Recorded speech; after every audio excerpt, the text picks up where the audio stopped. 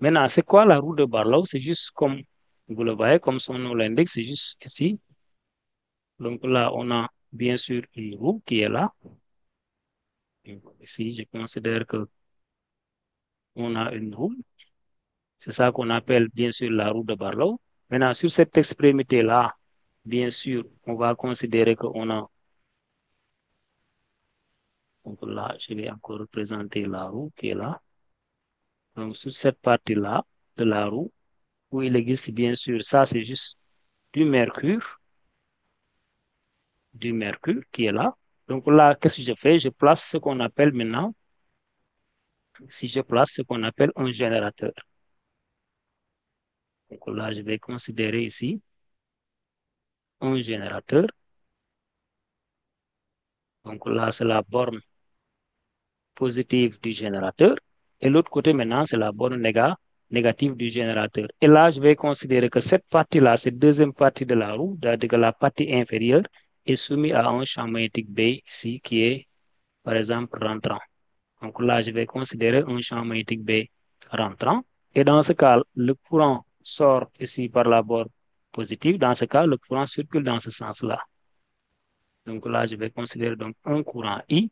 Et là, je vais considérer que j'ai ici, je l'appelle A ici 2, bien sûr. Donc là, c'est une roue. Ça, c'est le rayon R, bien sûr, de la roue. Maintenant, ici, qu'est-ce qui va se passer? Ici, on a ici la roue qui est un conducteur, bien sûr, métallique. Si le courant passe, il existe ici une force. Pourquoi? Parce que cette partie-là est soumise à un champ magnétique B.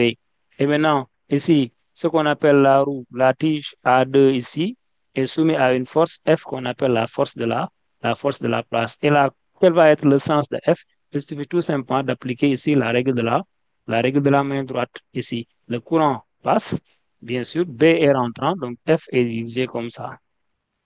Donc là, c'est le sens de Là, c'est le sens de la force de la place. Et là, chers élèves, par exemple, on peut vous demander là de déterminer la puissance, bien sûr, de la force de la place. Donc là, si on avait demandé, par exemple, déterminons ici la puissance, bien sûr, de la force de la place. Bien sûr, comment on va déterminer ici la puissance de F? Là aussi, on l'a vu, chers élèves. Donc, pour déterminer la puissance d'une force, il suffit juste d'appliquer ici le moment multiplié par la vitesse angulaire. Déterminons ici la la puissance de F, donc la puissance de la force de la place. Donc là, depuis les classes antérieures, on vous a dit que puissance ici de F, la puissance de F n'est rien d'autre que le moment de F multiplié par la vitesse angulaire. Ça veut dire quoi? Ça veut dire que connaissant ici le moment de F, connaissant aussi la vitesse angulaire, on peut bien déterminer ici ce qu'on appelle la puissance de la force de la place. Or, ici, comment on calcule F? D'abord, avant même de calculer le moment de F, F, chers élèves, c'est une erreur que ILB, avec ici F, ou bien moment de F, n'est rien d'autre que F est multiplié par le bras de levier. Donc là, on va dire que moment de F, on va remplacer par F multiplié par D, mais multiplié aussi par la vitesse angulaire. Donc là, je vais effacer un peu, c'est F multiplié par, donc là, c'est F multiplié par D, donc multiplié par, bien sûr, D, multiplié par la vitesse angulaire, n'est-ce pas? Et dans ce cas ici, quelle est l'expression, bien sûr, de maintenant F? F ici, or, je vais mettre or, F égale à ILB.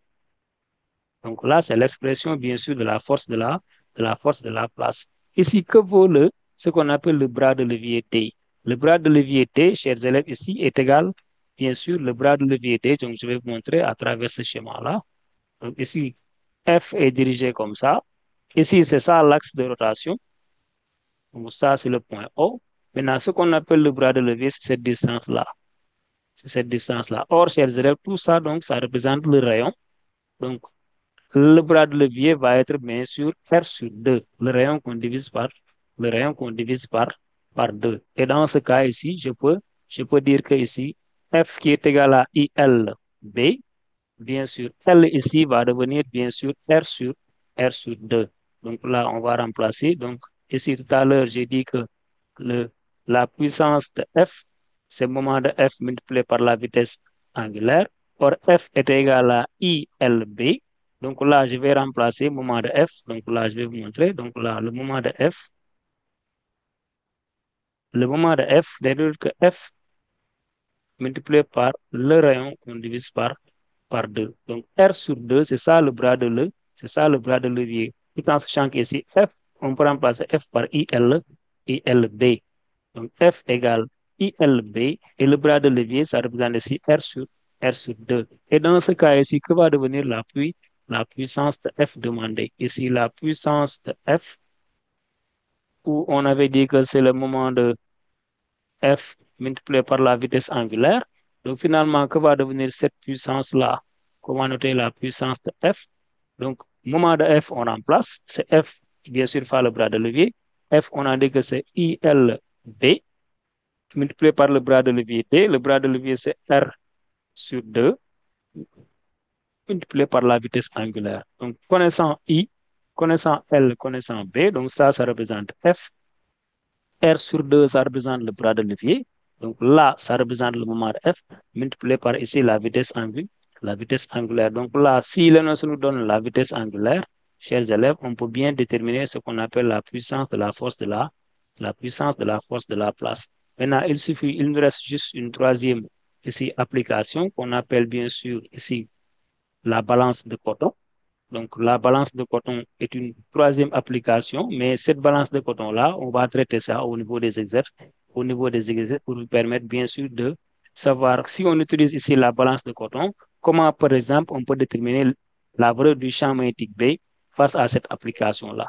Donc, chers élèves, ici, en résumé, pour ce qui concerne, ou bien en ce qui concerne la loi de la place, il suffit juste ici de savoir déterminer ou bien de savoir connaître quelle est l'expression de la loi de la place, ou bien quelle est l'expression de la force de la place. La force de la place F n'est autre que F égale IL vectoriel B. Maintenant, connaissant la force F, savoir aussi énoncer ce qu'on appelle la loi de la place. Tout à l'heure, qu'est-ce qu'on a dit sur l'énoncé, ou bien comment énoncer ici la loi de la place? On a dit qu'un conducteur rectiligne de longueur L, parcouru bien sûr par un courant d'intensité I, placé dans un champ magnétique uniforme B, est soumis à la force F qui est égale à IL vectoriel B. C'est ça maintenant ce qu'on appelle la loi de la place.